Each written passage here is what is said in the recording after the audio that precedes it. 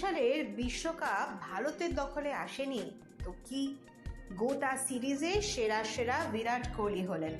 তো কি, গোটা ক্রিকেট মহল এক বাক্যে স্বীকার করেছে, বল হাতে যদি কেউ ভেলকি দেখিয়েছেন তিনি one and only Mohammad Shami.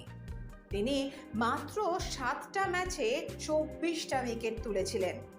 Unbeaten হয়ে ফাইনালে ভারতের পৌঁছানোর পিছনে অন্যতম কারিগর তিনি। তার এই অনন্য কৃতিত্বকে এবার সম্মান জানালো কেন্দ্র। 2023 সালের অর্জুন পুরস্কার তুলে দেওয়া হবে মোহাম্মদ শামির হাতে, ঘোষণা করেছে কেন্দ্রীয় যুব ও ক্রীড়া মন্ত্রক।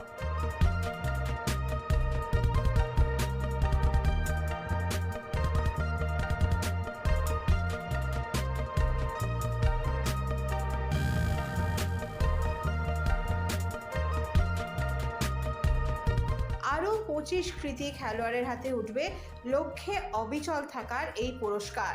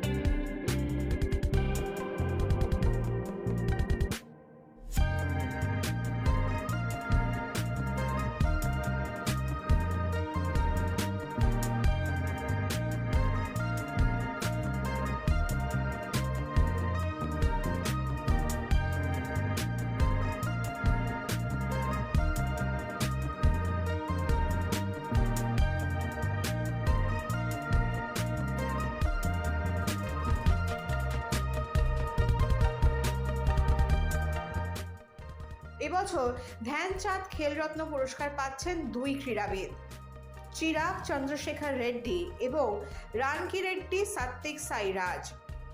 ব্যাডমিন্টনের দুনিয়ায় ভারতের নাম স্বর্ণাক্ষরে লিখেছেন তাঁরা। এই অবদানের স্বীকৃতিস্বরূপ খেলরত্ন পুরস্কার।